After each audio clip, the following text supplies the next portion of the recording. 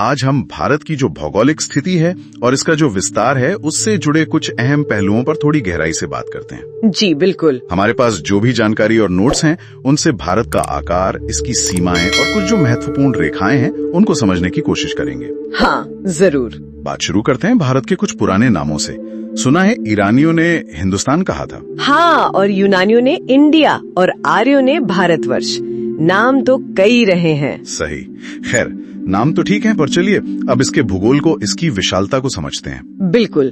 तो सबसे पहले ये देखते हैं कि भारत दुनिया के नक्शे पर है कहाँ, मतलब इसका अक्षांशीय विस्तार। हाँ, उत्तर से दक्षिण वाला फैलाव। जी, वो है 8.4 डिग्री उत्तरी अक्षांश से लेकर 37.6 डिग्री उत्तरी अक्षांश तक। 8.4 से 37.6 उत्तर। ठीक है। और देशांतरीय विस्तार यानी जो पूरब से पश्चिम की चौड़ाई है वो 68.7 डिग्री पूर्वी देशांतर से 97.25 डिग्री पूर्वी देशांतर तक है। 68.7 पूरब से 97.25 पूरब, मतलब भारत पूरी तरह से उत्तरी गोलार्ध और पूर्वी देशांतर में हुआ। एकदम सही। अच्छा, अब इसके चारों कोनों की बात करें। सबसे उत्तर, दक्षिण, पूरब, पश्चिम में कौन से बिंदु हैं? हाँ, ये भी जानना दिलचस्प है।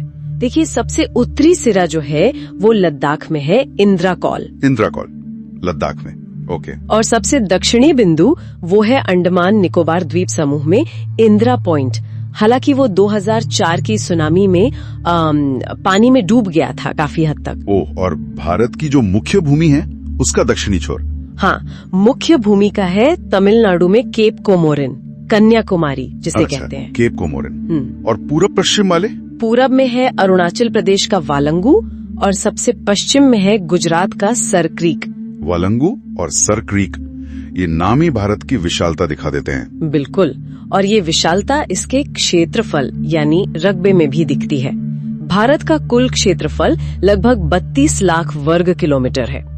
पूरा कहें तो 32,87,263 वर्ग किलोमीटर। 32,87,000। बाप रे, इस हिसाब से दुनिया में कौन से नंबर पर है भारत? ये दुनिया का 7वां सबसे बड़ा देश है क्षेत्रफल के हिसाब से और एशिया में दूसरा। 7वां, अच्छा। और इसी विशाल देश में कितने राज्य और केंद्र शासित प्रदेश हैं अभी? अभी देखें तो भारत में 28 राज्य और 8 केंद्र शासित प्रदेश है। और इनमें सबसे बड़ा राज्य राजस्थान है ना? और सबसे छोटा गोवा। जी हाँ, क्षेत्रफल में राजस्थान सबसे बड़ा और गोवा सबसे छोटा। अब उन रेखाओं पर आते हैं जो भारत के भूगोल को समझने में मदद करती हैं। कुछ काल्पनिक रेखाएं गुजरती हैं भारत से।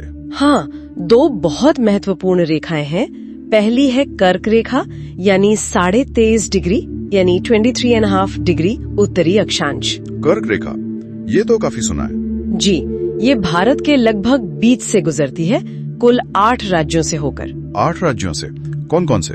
गुजरात, राजस्थान, मध्य प्रदेश, छत्तीसगढ़, झारखंड, पश्चिम बंगाल, त्रिपुरा और मिजोरम। गुजरात से मिजोरम तक, और शायद मध्य प्रदेश में इसकी लंबाई सबसे ज्यादा है। हाँ बिल्कुल सही, मध्य प्रदेश में कर्क रेखा का हिस्सा सबसे लंबा है। इस रेखा का मतलब हुआ कि भारत का ज्यादातर हिस्सा उष्ण और उपोष्ण कटिबंध में आता है। जी, जिससे यहाँ की जलवायु और वनस्पति पर बहुत असर पड़ता है। और दूसरी महत्वपूर्ण रेखा? वो है भारतीय मानक समय रेखा। ये साढ़े 82 डिग्री पूर्वी देशांतर पर है। अच्छा, 82.5 डिग्री पूर्वी देशांतर, ये कहाँ से गुजरती है?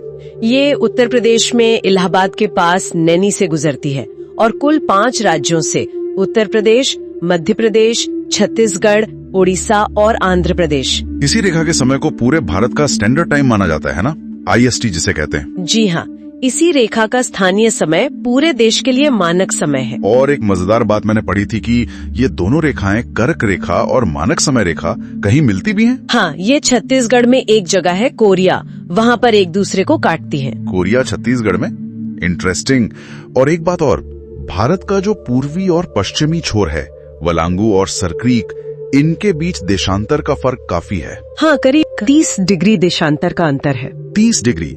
इसका मतलब तो समय में भी काफी फर्क होता होगा। बिल्कुल, इसी वजह से दोनों जगहों के स्थानीय समय में लगभग 2 घंटे का अंतर आ जाता है।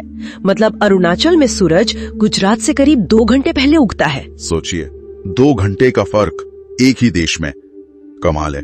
खैर, अब सीमाओं की बात करते हैं। जमीनी सीमा कितनी लंबी है भारत की? भारत की जो स्थलीय सीमा है वो लगभग 15,200 किलोमीटर है।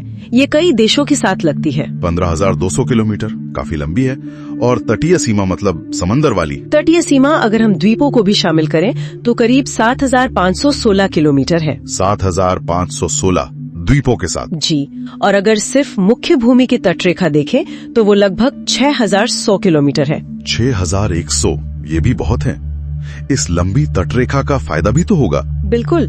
समुद्री व्यापार, संसाधन, सुरक्षा, सबके लिए ये बहुत महत्वपूर्ण है। और राज्यों में सबसे लंबी तटरेखा गुजरात की है शायद? हाँ, गुजरात की तटरेखा सबसे लंबी है और सबसे छोटी गोवा की। और दक्षिण भारत में? दक्षिण भारत के राज्यों में आंध्र प्रदेश की तटरेखा सबसे लंबी है। अच्छा, कुल कितने राज्य हैं समुद्र तट पर? कुल 9 राज्य हैं जिनकी सीमा समुद्र से लगती है। ठीक है।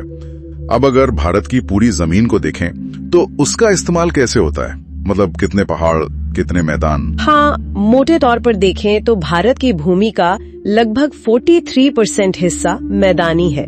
ये हमारी खेती का आधार है। 43% मैदान? जी। करीब 27.7% हिस्सा पठारी है जहाँ खनिज वगैरह मिलते हैं, और बाकी का लगभग 29.3% पर्वतीय और पहाड़ी इलाका है। पहाड़, पठार, मैदान तीनों ही भरपूर हैं। जी, इसी से तो इतनी विविधता है। बिल्कुल। अच्छा, अंत में कुछ समुद्री रास्ते या चैनल भी हैं जो भारत के द्वीपों या पड़ोसियों को अलग करते हैं, उनके बारे में कुछ बताएं। हाँ, कुछ प्रमुख चैनल हैं जैसे 8 डिग्री चैनल।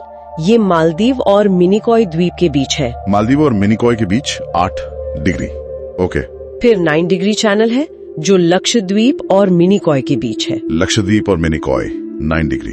और 10 डिग्री चैनल अंडमान द्वीप समूह को निकोबार द्वीप समूह से अलग करता है। अंडमान और निकोबार के बीच 10 डिग्री, ये तो काफी महत्वपूर्ण होगा। जी। इसके अलावा भारत और श्रीलंका के बीच पाक स्ट्रेट यानी पाक जलडमरू मध्य और मन्नार की खाड़ी है। हाँ, पाक स्ट्रेट। और एक कोको चैनल भी है जो भारत के अंडमान को म्यांमार के कोको द्वीप से अलग करता है।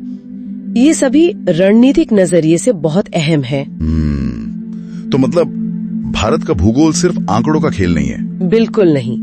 इसका ये जो विशाल अक्षांशीय और देशांतरीय विस्तार है, इतनी लंबी तटरेखा, ये महत्वपूर्ण रेखाएं और अलग अलग तरह की जमीन, पठार, पहाड़, मैदान, ये सब मिलकर भारत को एक बहुत ही अनूठी पहचान देते हैं। चर्चा को यहीं विराम देते हैं, पर जाते जाते एक सवाल छोड़ जाते हैं सोचने के लिए। जी। कि भारत की ये जो भौगोलिक विविधता है, कहीं इतने ऊंचे पहाड़, कहीं इतने विशाल मैदान, कहीं इतनी लंबी तटरेखा, ये यहाँ के अलग अलग क्षेत्रों की संस्कृति को, उनकी अर्थव्यवस्था को और वहाँ रहने वाले लोगों के जीवन को किस तरह से प्रभावित करती होगी, कैसे गढ़ती होगी, इस पर जरूर सोचिएगा।